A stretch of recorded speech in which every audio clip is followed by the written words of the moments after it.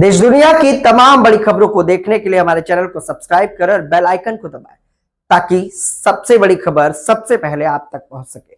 आइए आपको दिखाते हैं इस वक्त की सबसे बड़ी खबर। बड़ी राजनीतिक खबर सामने आ रही है। राम मंदिर चंदा चोरी विवाद को लेकर सियासत लगातार तेज होती जा रही है। इस बीच वीएचपी प्रमुख द्वारा जांच अधिकारी को पत्र लिखे जाने के बाद आम आदमी पार्टी ने तीखी प्रतिक्रिया दी है। आप सांसद संजय सिंह ने इस कदम पर सवाल उठाते हुए कहा कि पत्र लिखकर हवा हवाई दिखाएंगे कि हम कितने बहादुर हैं। उन्होंने आरोप लगाया कि केवल पत्र लिखने से सच्चाई सामने नहीं आएगी और मामले की निष्पक्ष तथा पारदर्शी जांच होनी चाहिए। वहीं विपक्ष लगातार आरोप लगा रहा है कि इस मामले में बड़े लोगों को बचाने की कोशिश की जा रही है, जबकि जांच एजेंसियां अपना काम करने की बात कह रही हैं।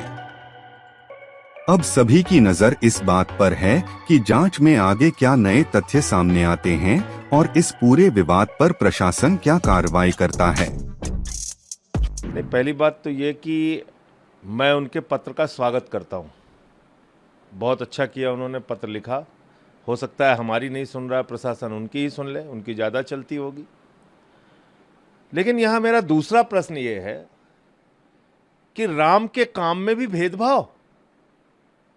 निपेंद्र मिश्रा जी ने कहा चोरी नहीं डकैती हुई है, उनका नाम नोटिस में क्यों नहीं है? महिपाल सिंह जो विश्व हिंदू परिषद और आरएसएस के कार्यकर्ता हैं, जिन्होंने बताया कि हमारे सामने चढ़ावे में चोरी हुई और हमने इसकी सूचना चंपत राय और उनके सहयोगी गोपाल राव को दी, उनका नाम इस नोटिस में क्यों नहीं है? विनय कटियार जो कह रहे हैं वहां चोरी हो रही है, बेईमानी हो रही है, उनका नाम नोटिस में क्यों नहीं है?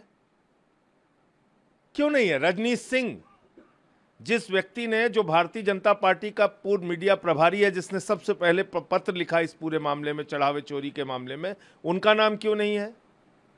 स्वामी और मुक्तेश्वरानंद जी, शंकराचार्य जी ने भी बयान दिया है, उनसे भी साक्ष्य उनके पास भी जो है वो भी दे। बताइए ना।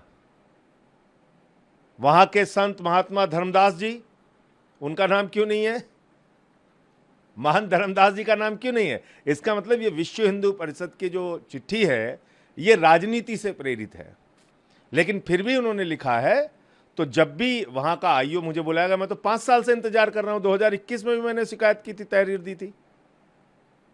2021 में भी तहरीर दी थी मैंने कि भैया वहां भ्रष्टाचार हो रहा है, इसकी जांच कर लो। 2 करोड़ की जमीन 18.5 करोड़ में खरीदी उसी दिन, कुछ मिनट के बाद।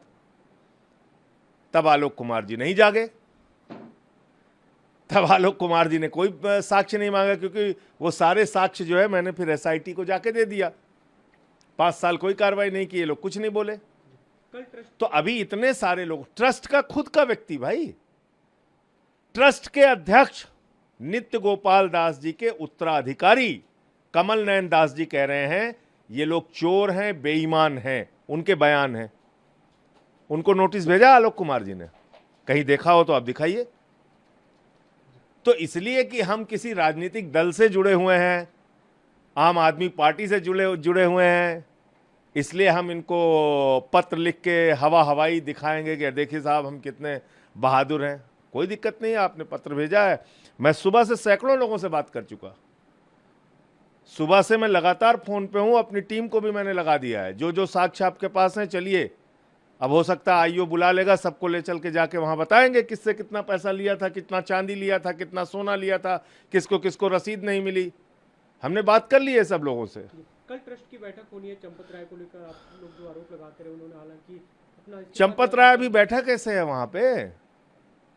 इतना बड़ा आरोपी कैसे बैठा हुआ है? नरेंद्र मोदी की कृपा कब तक बनी रहेगी इसके ऊपर? बताइए आप मुझे।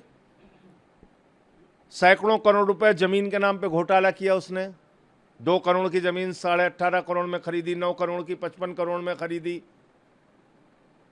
92 लाख की जमीन 5 करोड़ 60 लाख में खरीदी, 20 लाख में भारतीय जनता पार्टी के मेयर के भतीजे से 20 लाख की जमीन 2.5 करोड़ में खरीदी, मुफ्त में मिली जमीन 1 करोड़ में खरीदी।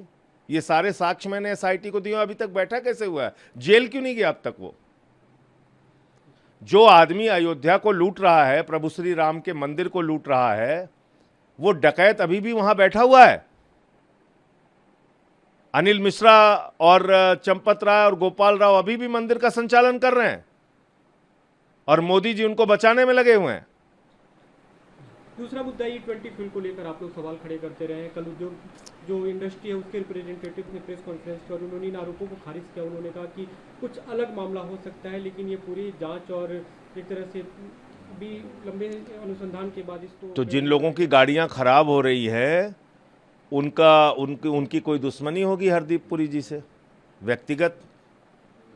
भाई, जिन लोगों की गाड़ियां खराब हो रही हैं और जो लोग ये कह रहे हैं कि भाई हमारी गाड़ी खराब हुई, हमने मैकेनिक को दिखाया तो उसने बताया कि एथनॉल के ज़्यादा इस्तेमाल की वजह से ये ख़राब हुई है गाड़ी, आपका इंजन सीज हुआ है, तमाम तरह की बातें, तो उनकी क्या दुश्मनी है हरदीप पुरी जी से? एक अंतिम सवाल, 20 तारीख से पार्लियामेंट का सेशन शुरू हो रहा है, विपक्ष की क्या कुछ तैयारियां? कई मुद्दे हम लोग देखते हैं। देखिए, पेपर लीक एक बहुत बड़ा मुद्दा है, प्रभु श्री राम के मंदिर में चंदा चोरी एक बहुत बड़ा मुद्दा है, और इस समय देश के अंदर जो सबसे बड़ी समस्या है वो ये है कि आप किसानों की हालत देख लो, चाहे महंगाई की हालत देख लो, चाहे विदेश नीति देख लो, हर मोर्चे पे ये सरकार फेल नज़र आ रही है। विदेश नीति के मामले में हर देश में खाली प्रधानमंत्री ही खीखी वाली जो योजना लेके चल रहे हैं, वो सारे मुद्दे उठाए जाएंगे।